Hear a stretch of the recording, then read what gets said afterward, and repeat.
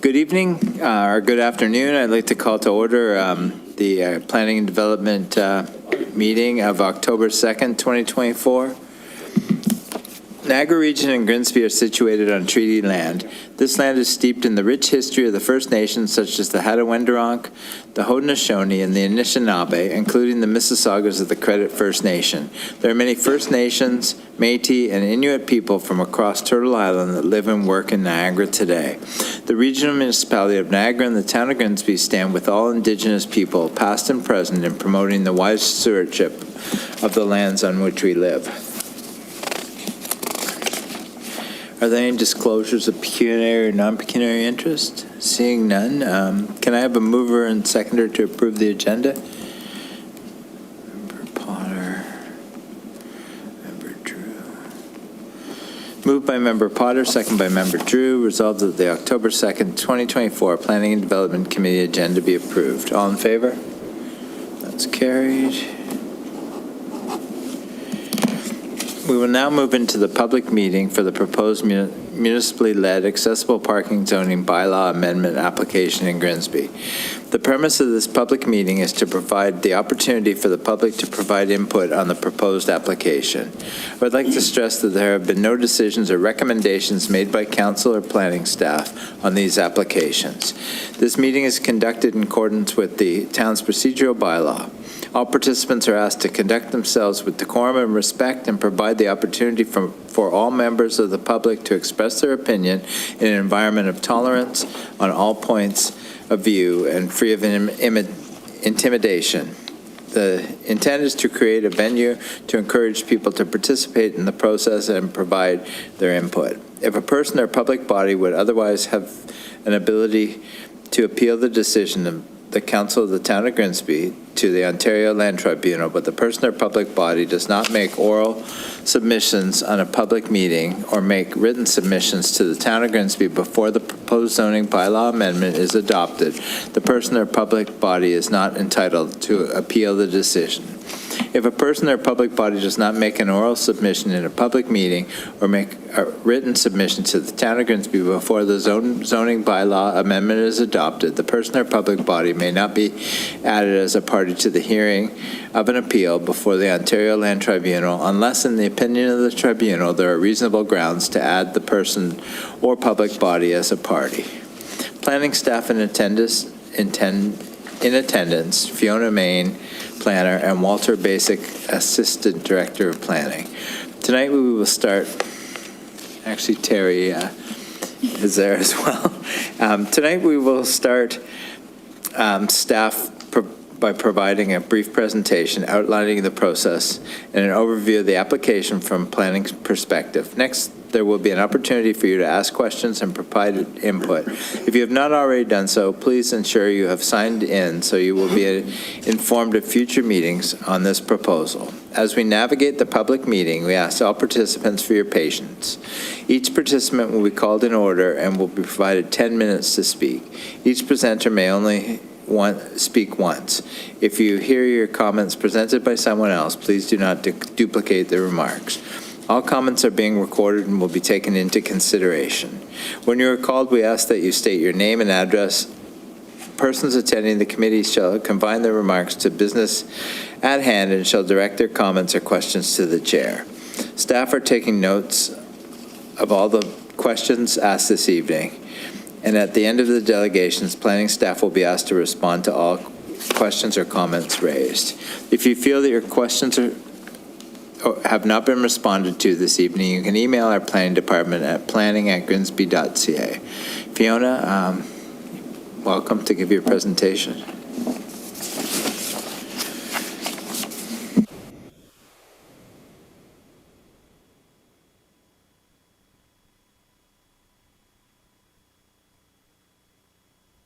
There we go. Okay. Hi, everyone. My name is Fiona Main. I'm a planner at the Town of Grimsby for this application.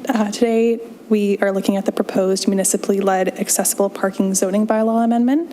As you are aware from the August 7th meeting, we had the introductory report for it, but this is just the information report to provide a bit more detail on how we're proceeding with the application specifically. Slide 2, please. So I'll be going through with a short presentation of an overview of the application from our planning perspective. And then after that, there will be a chance for everyone to have a chance to provide their thoughts or ask any questions. Slide 3. The intent of this presentation is to provide background information and planning policy context regarding the municipally-led accessible parking zoning bylaw amendment. Slide 4. In terms of the background and to confirm, are the accessible parking zoning requirements, we need to comply with them in the regulations made under the Accessibility for Ontarians with Disabilities Act 2005 by January 1st, 2025. Specifically, the Town of Grimsby's existing regulations were identified as needing some updates to fully comply. Lastly, the proposed amendment for this zoning bylaw would further identify the types of accessible parking spaces that are required and make other minor changes to what we currently have in our zoning bylaw. Next slide. Here is our flowchart of our timeline so far with the application. So as I mentioned, we provided the introductory report on August 7th. As of now, October 2nd, we have our public meeting and the agency circulation has gone through, so we're just waiting for comments from their end. Next, we'll have the analysis and revisions in order to inform the recommendation report, which would be August 30th, 2024. And then from there, we expect to have the council decision on November 4th, 2024, with an appeal period that follows. Slide 6. I'll now go through any of the changes that we are proposing. So to start at least, we'll have section 3 with our definitions. We'll be adding a definition for access aisle to align with the regulations as defined in their definitions as well. And once again, just to further clarify this definition without any confusion between an access aisle and a normal aisle. Next slide.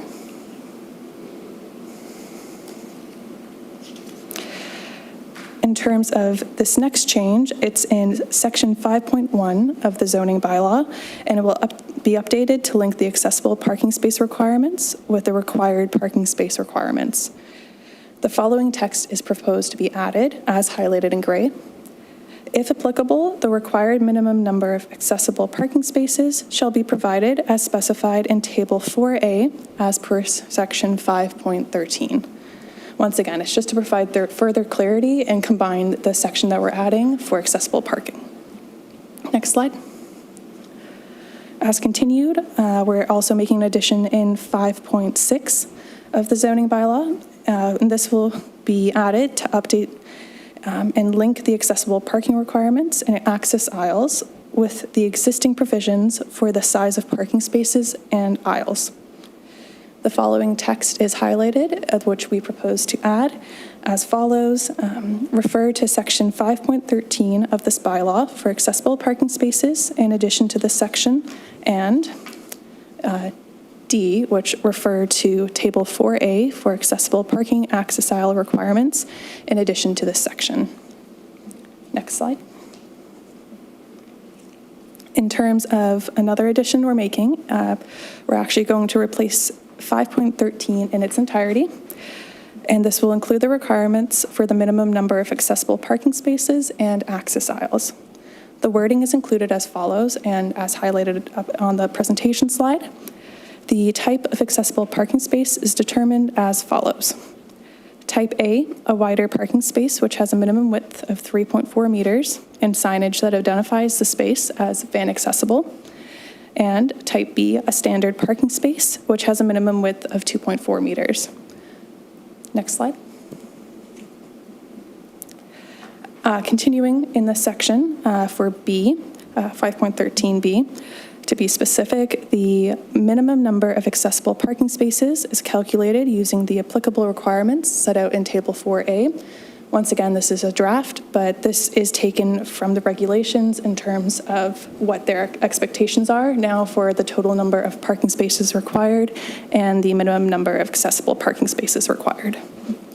So as you can see on the table, for 0 to 12 parking spaces, 1 space, specifically type A, will be required. 13 to 100, 4% of the total number of spaces, where 50% shall be type A and 50% shall be type B. Once again, I'll add that there is a footnote where the minimum number of required accessible parking spaces results in an odd number of accessible parking spaces required. The additional space may be type B. This will be the same for the following ones that I do read out. So for 101 to 200 spaces, 1 space plus 3% of spaces, where 50% shall be type A and 50% shall be type B. 201 to 1,000 spaces will require 2 spaces plus 2% of spaces, where 50% shall be type A and 50% shall be type B. And finally, 1,001 and or more, 11 spaces plus 1% of spaces, where 50% shall be type A and 50% shall be type B. As continued for section 5.13, we have C, which is accessible parking spaces shall be located on level ground, readily accessible to the building entrance served by parking spaces, and D, accessible parking spaces shall be clearly identified and reserved for the exclusive use of holding an accessible parking permit. These previously existed in what our current bylaw is, but we thought we should keep them in and add it in a different section or a different part of where it currently is in our bylaw. Next one. In terms of E and F of section 5.13, we've added information for the off-street parking facilities. This includes access aisles that must be provided for all parking spaces in off-street parking facilities, and then access aisles may be shared by 2 parking spaces in an off-street parking facility and must meet the following requirements. Once again, this comes from the regulations, but if you have any questions later on, just please let me know. So we have the minimum access aisle width of 1.5 meters. The access aisle shall extend the full length of the parking space. And finally, the access aisle shall be marked with high tonal contrast diagonal lines, which discourages parking in them, and where the surface is asphalt, concrete, or some other hard surface. Next slide. This concludes the presentation. Once again, if you do have questions, just let me know.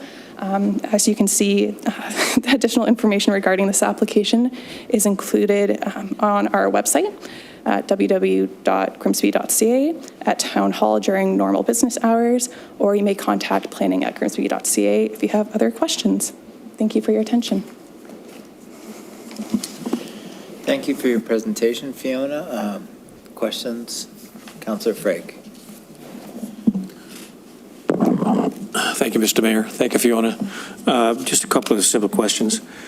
How far off these new regulations are we today? I mean, do we already conform to these things, or are there some minor changes, or is there a whole lot of changes we have to make to the current situation in Grimsby? There are quite a few new changes. So all of 5.13 essentially is added, except for that C and D, which I noted, if you could go back to the presentation as well. So those are new additions. I can provide, if it's okay, I can grab the report and see our current numbers again. But it is quite a significant change because it delineates between each number of parking spaces. Ours, I believe, was up to 20 before, if that's correct. So it's more detailed in terms of, like, for example, 0 to 12, then it goes to 1,001 and more. So it's just much more detailed than what we currently have. So was it not 0 to 12 before, or is this? No, I believe it was 0 to 20. So we're going to have to make quite a few changes around the town to conform to this. Yes, no? Walter is almost saying something there. Yeah.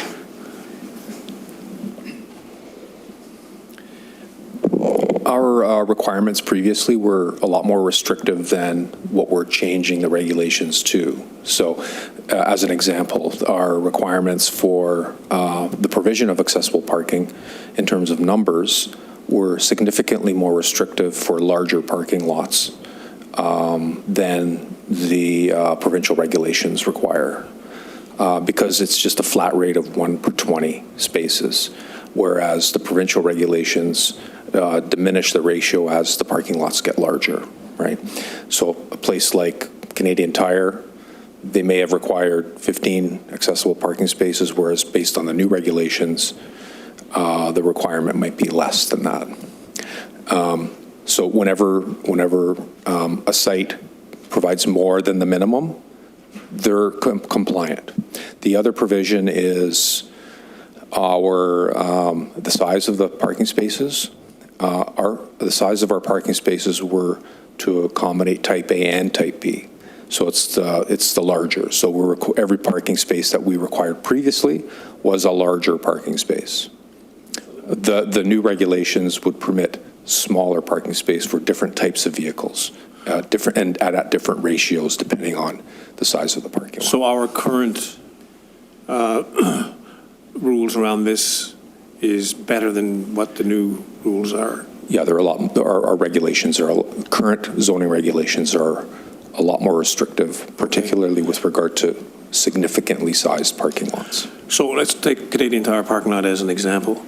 Who's responsible to redraw the lines? Is it Canadian Tire who owns that, or whoever owns that particular site? They won't have to redraw the lines.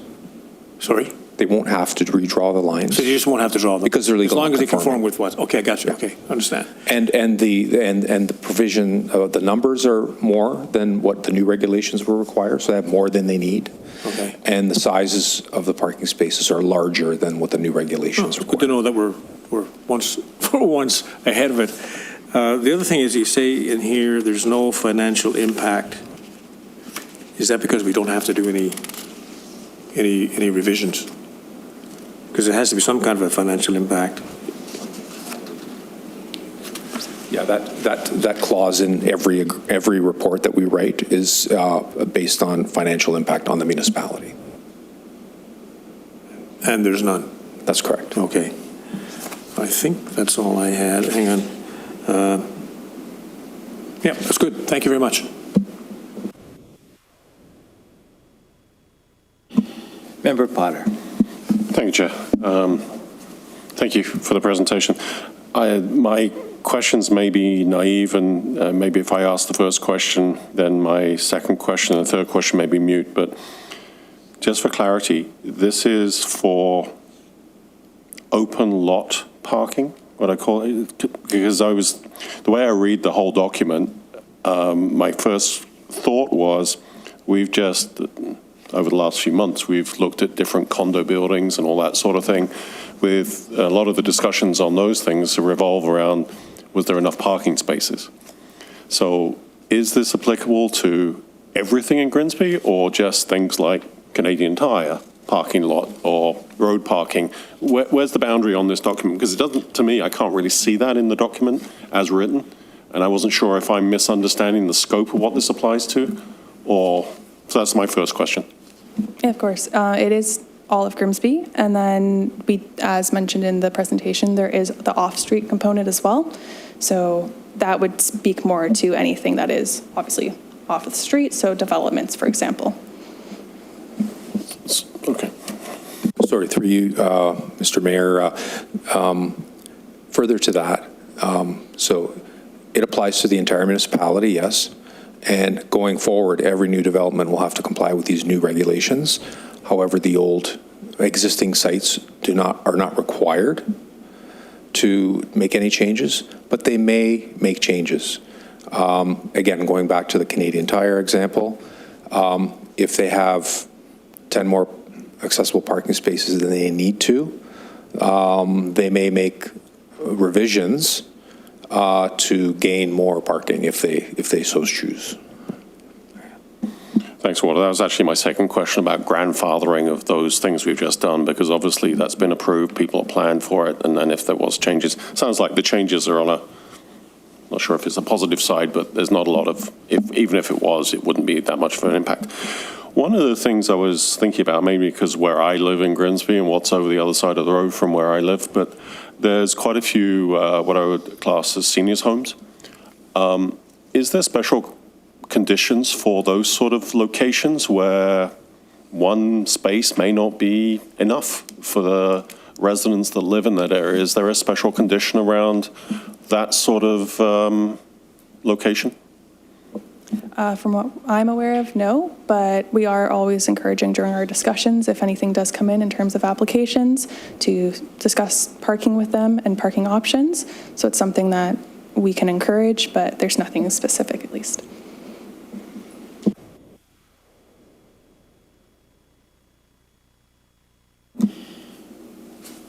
Member Drew. Through you, Mr. Chair, thank you very much for the presentation and the work you're doing on accessibility. In terms of the process of finalizing this bylaw amendment, are there other individuals or groups that will be consulted with, such as the Joint Accessibility Advisory Committee for the region or other people prior to the recommendation or staff recommendation report being finalized? Of course, through you, Mr. Mayor. In terms of why we are complying is from the Joint Accessibility Committee. Apologies if I think it's JAAC. So it was upon their request for us to comply. So that's sort of how we started this process in the first place. But other than that, no, not at this time. Okay, thank you for clarifying that. I'm sorry. We do have Donna Harrington, who does review accessibility for the town. So she is currently an external agency that is reviewing it. But yeah, that's it. Thank you. Seeing no further questions, again, thank you very much, Fiona, for your presentation.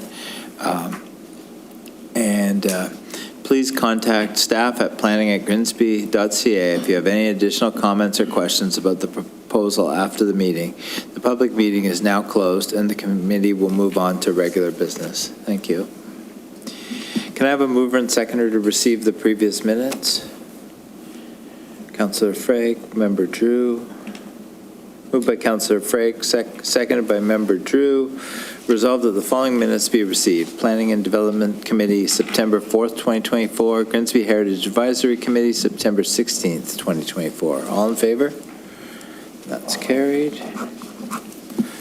There's no delegations or presentations today. Can I have a mover and seconder for the consent report? Moved by Councillor Frake, second by Member Potter. Moved by Councillor Frake, second by Member Potter. Resolved that the Planning and Development hereby approves the following item, and the consent item be approved on the recommendation contained therein. PA 2430, that report PA 2430, Planning Touchpoint, dated October 2nd, 2024, be received for information. All in favor? That's carried. Is there any other business from the committee? Member Potter.